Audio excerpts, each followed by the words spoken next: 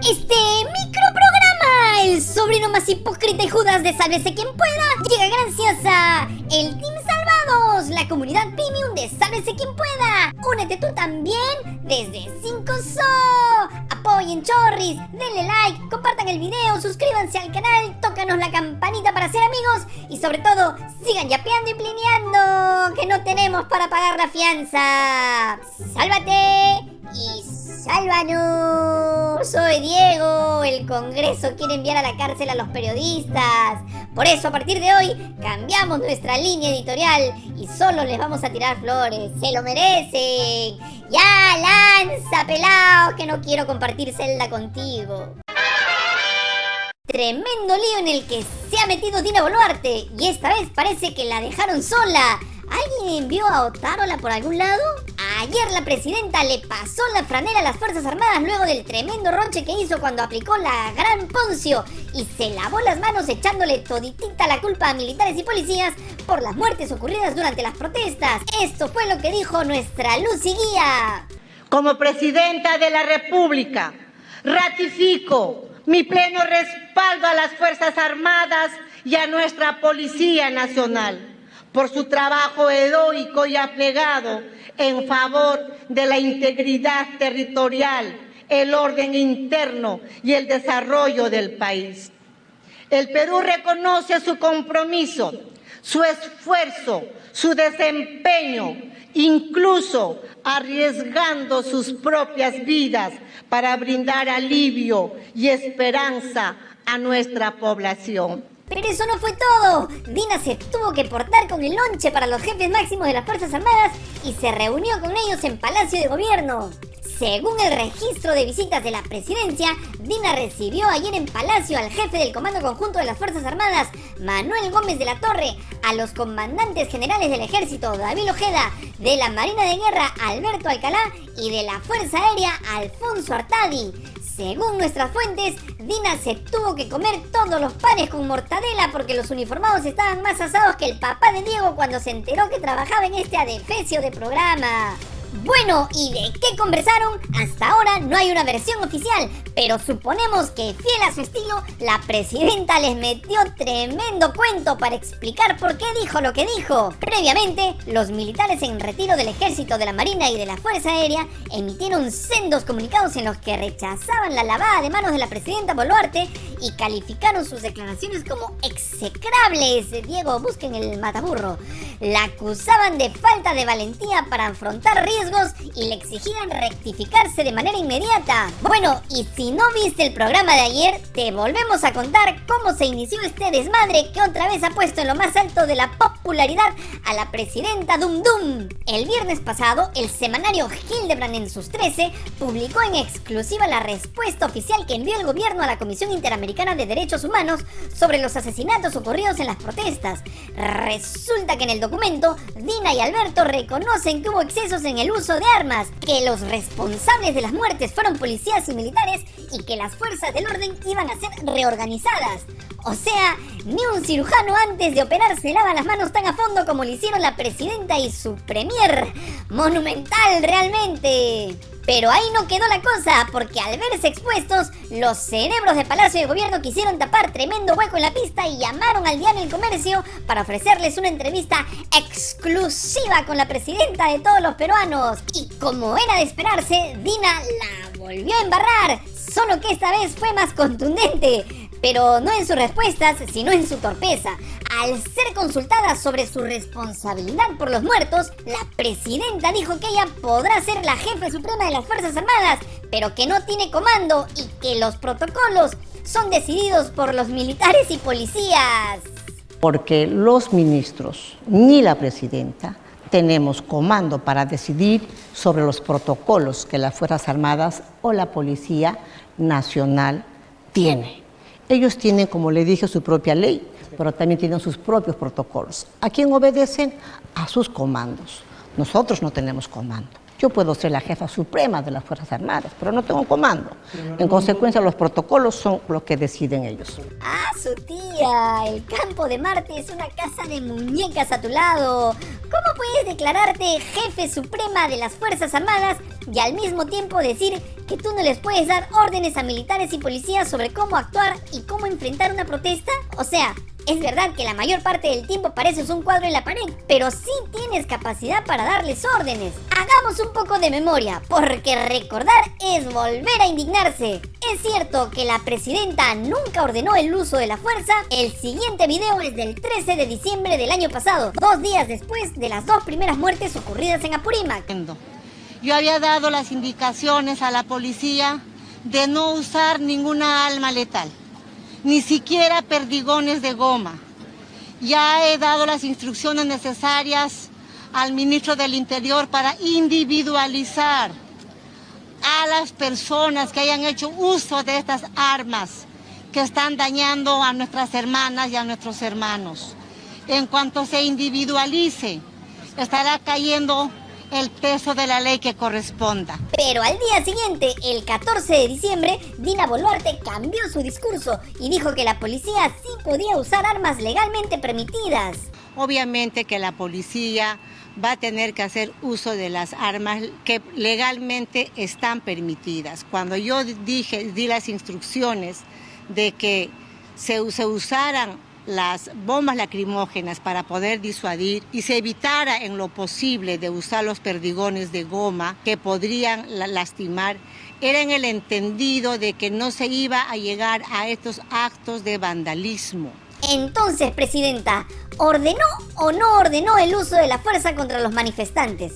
Estas declaraciones demuestran que usted sí daba las órdenes, tal como le corresponde como jefa suprema de las Fuerzas Armadas. Entonces, ¿por qué ahora la presidenta y su premier Alberto Otárola le echan toda la culpa a las Fuerzas Armadas y policiales? La respuesta no es tan difícil. Luego del demoledor informe de la CID, que pertenece a la OEA, ha quedado claro que sí hubo serias violaciones a los derechos humanos que incluyeron ejecuciones extrajudiciales. Cuando llegue el momento, la presidenta y su premier serán llevados a juicio y tendrán que responder por crímenes que no prescriben y que son perseguidos a nivel internacional. Por cierto, ¿alguien vio ayer al jefe del gabinete, Alberto Otárola? Qué raro que no haya salido a defender o a traducir las palabras de la presidenta. Nosotros creemos que Otárola está ensayando para cuando, llegado el momento, darle la espalda y dejar completamente sola a Dina Ercilia Boluarte Segarra. Mención especial merece el Diario Expreso, muy útil a la hora de envolver especies marinas en los centros de abasto, que en su portada de ayer le dijo Judas a la presidenta. Y solo para cerrar este tema, como ya sabemos que además de no ver el programa de ayer, también te perdiste el programa del viernes del SQP Serio que conducen Josefina Townsend y Renato Cisneros, te refrescamos la memoria con las declaraciones que nos dio el ex asesor político de Dina Boluarte, el periodista Julio Schiappa, quien reveló que luego de la matanza en Ayacucho, la presidenta renunció hasta 3 veces al cargo. Entonces, en ese momento, Boluarte, consciente del desastre que se había armado con Ayacucho, que era prácticamente el fin de su mandato, de su legitimidad en el mandato democrático, ella se echa a llorar y renuncia 2 o 3 veces. Hubo una conversación larga con Otárola, en la cual él la convenció de que la cárcel era el camino para los dos, que es una responsabilidad compartida. Parece que Dina y Alberto han firmado un pacto que podría tener el final de una auténtica historia de horror. Y el Congreso de la República, cansado de tantas denuncias contra mochasueldos, agresores, despilfarradores del dinero que no les pertenece, ha decidido tomar cartas en el asunto. Y seguramente tú, ingenuo seguidor de este programa de pacotilla, pensarás que los congresistas van a rectificar el rumbo y de ahora en adelante se van a comportar tal como la ley manda, ¿verdad? ¡Pues no es cierto!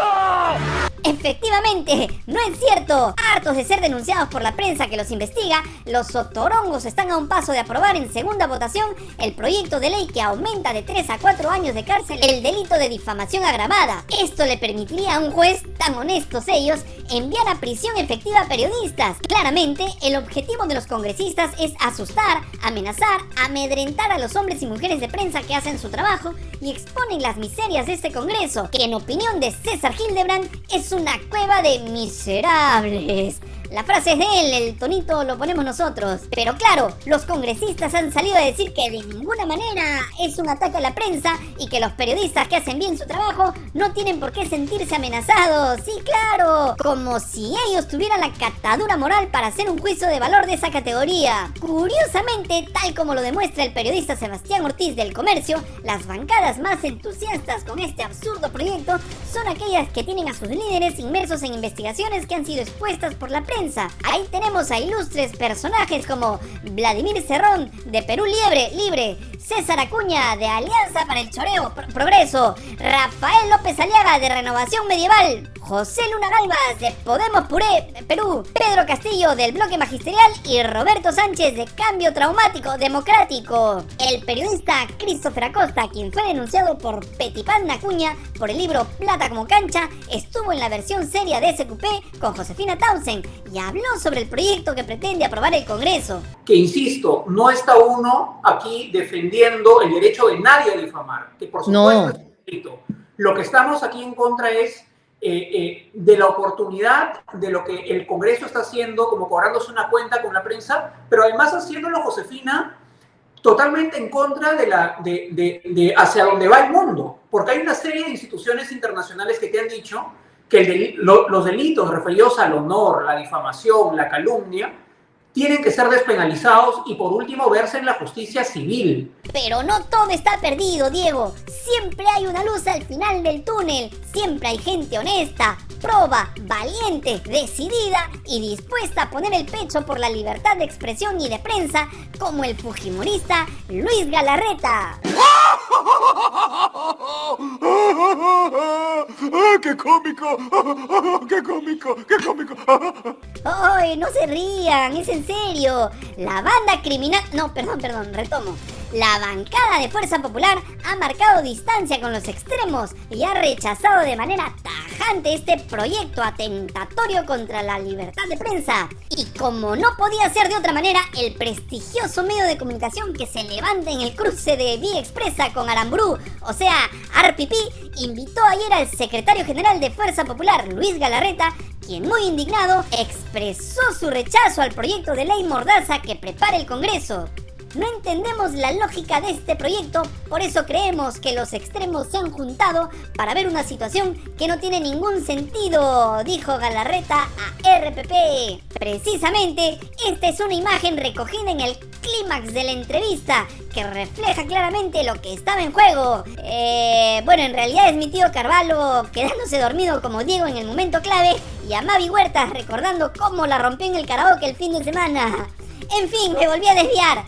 Te decíamos que Galarreta siguió en modo defensor de los derechos y las libertades y dijo: consideramos que esta norma va a un exceso y es un riesgo enorme para la libertad de prensa y no consideramos que deberíamos apoyarla, concluyó. Palmas protocolares. Fujimori libertad, Keiko dignidad, te robaron la elección. Resulta que ahora los naranjas se quieren colocar en el centro y hacerle creer a la gente que son moderados. Pronto se van a quejar porque les van a gritar caviares en la calle. Pues no, fíjate, viniendo del fujimorismo siempre vamos a pensar mal, siempre vamos a sospechar que algo están tramando. ¿No nos crees? Vamos a refrescarte la memoria, porque claro, los ilustres periodistas de RPP nunca le preguntaron a Galarreta sobre el triste papel que cumplió cuando fue presidente del Congreso. Ese Congreso con 73 fujimoristas que tuvo como única misión y objetivo supremo vengar la derrota de Keiko Fujimori. En ese momento a Galarreta le irritaba, le escaldaba la denuncia de la prensa que puso al descubierto la compra de televisores y frigobares para la comodidad de los congresistas. ¿Y cómo respondió entonces el hoy defensor de la libertad de expresión? Aquí te lo dejamos. ¿Estamos tan mal y ha demorado tanto? No, eso es politiquería lo que está, con ese tipo de comentarios no son. ¿Pero comprar televisores no le parece una frivolidad, congresista?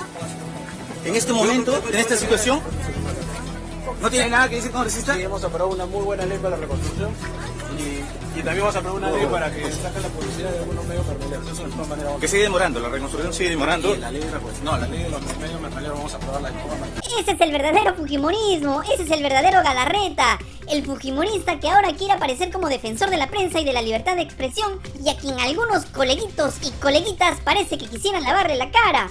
Pero como ya sabes que nuestro objetivo de vida es inflamar tu hígado, te contamos que mientras Galarreta aparece como adalid de las libertades periodísticas, en el Congreso el fujimorismo es uno de los principales impulsores de la ley que busca modificar el artículo 99 de la Constitución, que permitiría que los titulares del Jurado Nacional de Elecciones, de la OMPE y del RENIEC, o sea, de todo el sistema electoral nacional, sean acusados por infracción constitucional y de esta manera sacarlos del cargo e inhabilitarlos para el ejercicio de la función pública.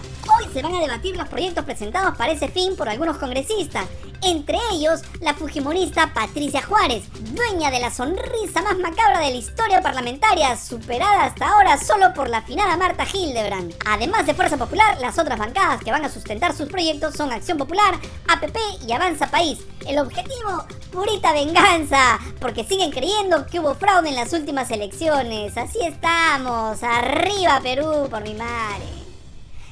¡Listo! ¡Nos vamos! Si te gustó este noticiero medroso y pusilánime, dale like, comparte el video, suscríbete al canal, tócanos la campanita y sobre todo, sigue yapeando y plineando, porque nos urge comprar un micrófono nuevo. Somos un desastre. ¡Ya, Diego! ¡Llévate esta basura de programa! Yo quiero el micrófono que usa Kurwen.